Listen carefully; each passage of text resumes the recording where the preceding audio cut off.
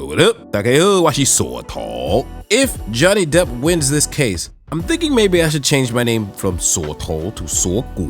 你们觉得呢? But before that, remember to smash that like button. And just in case you missed it in our past episode, there's one thing I need to remind you about. We know that after watching our videos and seeing the things that you see might make you angry and frustrated.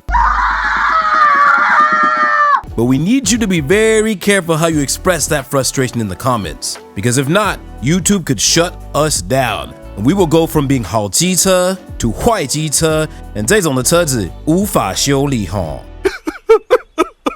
So, please refrain from using profanity, hateful comments, and explicit words to describe certain people so that we can keep this going. You better be careful! And that goes for us as well. So this video is going to be different than before. In between each clip, just a simple explanation. 因为我们要很乖哦。Alright, so in this episode, Shannon Curry continues to share her expertise and rebut Dr. Dawn Hughes' claims about her diagnosis.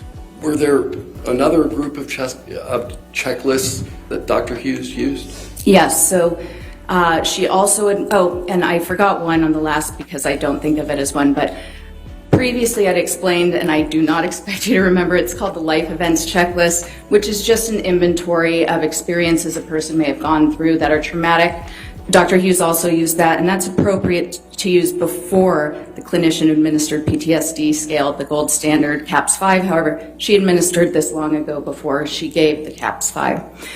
Now that going on to the second group, there were 3 checklists that she gave that are specific to abuse. And the first she gave, the Danger Assessment Scale, was actually developed for use by nursing staff in an emergency room setting, specifically for female victims of intimate partner violence. The purpose of this is important because our forensic ethics, our psychology ethics, talk a lot about relevance. Is the test relevant to the purpose? And the Danger Assessment Scale, its initial purpose was completely different. This was developed to show high risk factors for dangerousness and pretty much to help a female who is in an extremely abusive partnership, who is in the emergency room with extreme injuries, to stop rationalizing, because if she has to check off all the things that have happened that year that have been dangerous, does he own a gun, has he, I won't go into all of them, but the more she checks off, the more likely it is that she might realize that she is in imminent danger and then accept resources offered by the hospital and social work to protect her. That was the purpose of this scale. It was never intended to be used as a retrospective measure to look back in time and find out whether abuse was occurring based on one person's report years later in a litigation. She also gave the Conflict Tactics Scale, revised, the second edition.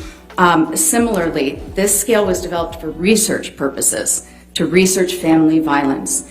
Again, there is no control for exaggeration or minimizing. It was just given to research participants anonymously so that we could get data on the prevalence of abuse and how abusive dynamics work.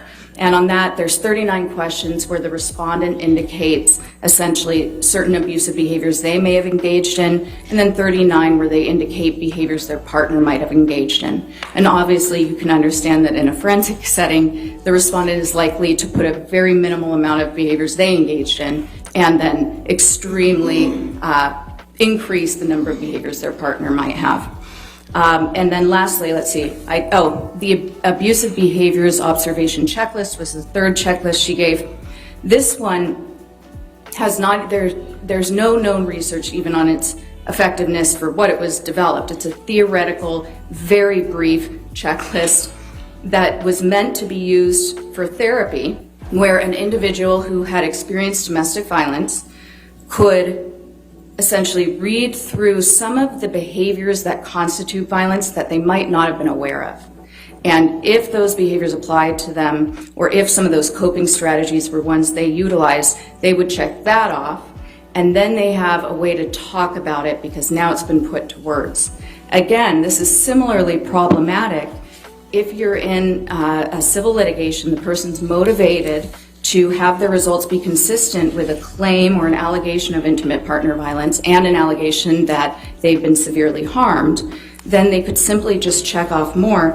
And not only that, but checklists like this one specifically give a lot of nuanced information about what clinicians might be looking for when they're assessing whether violence was present or whether the person's self-report is consistent with a genuine self-report of having been victimized. They're given all that information that we might be looking for. Now, in this next clip, Dr. Shannon Curry is going to talk about something known as the gold standard, which she mentioned in a previous episode as well. Now, although similar, this is not to be confused with the gold standard that deals with currency dating back to the 1800s. The gold standard in medicine is a rating used to describe the most current and most relevant information needed in order to diagnose a particular condition. And Dr. Curry will use this term to describe another type of checklist. Can you talk specifically about Dr. Hughes's use of I think you called it the PCL-5? Yes. So the PCL-5 is the post-traumatic stress disorder checklist. This is different, not to be confused with the CAPS-5, which I've talked about previously as being the gold standard. The PCL-5 was developed by the National Center of PTSD. It's intended for treatment. So if I were, for instance, working with a service member who I know had been in combat, I would probably give this as a standard with my intake. Before we do the diagnostic interview, it kind of gives me a read on how somebody who's there for treatment, who we assume can be taken at their word because if they give us correct information, they're going to get an appropriate treatment. And if they give us incorrect, they might not get the treatment they need. So I would give this checklist to them, and then if they recognize some of those symptoms of PTSD, they could check it off. And that would probably indicate to me that I need to then do the next step. If they're checking off more items than not, I would probably decide to administer the clinician-administered PTSD scale, that gold standard interview, to find out more about a diagnosis. The last thing is what everybody refers to as the CAPS-5? Yes, the CAPS-5. What about, well, you talked about forensic use. What do you mean by that? So when I'm talking about forensic evaluation, that's an evaluation that isn't done for therapy or treatment. It's specifically to assist the fact finder, to assist the judge or the jury in the court by providing information about the psychological status about an individual. And that's an important delineation too. We are not psychologists. I wish we were mind readers. I wish we had a crystal ball and could find out whether intimate partner violence occurred and look back in the past. But it's nothing like that. Really, it's a lot less interesting. We look at data. We have to control for those response biases. And then we also are looking at functioning, which is really the bottom line of the assessment. Did the person have a change in functioning from before the alleged trauma, or in this case, the alleged IPV, to after? Is there a decline in the way they're going about their lives? Was Dr. Curry's rebuttal strong enough to convince you? Or do you think she had a few holes? Let us know what you think in the comments down below. And by the way, if you'd like to learn more about how to use English properly with your foreign friends in a work setting without sounding like an awkward robot, you might want to check out our English class and use the promo code to get 25% off. Until then, I'll see you on the flip side. Peace!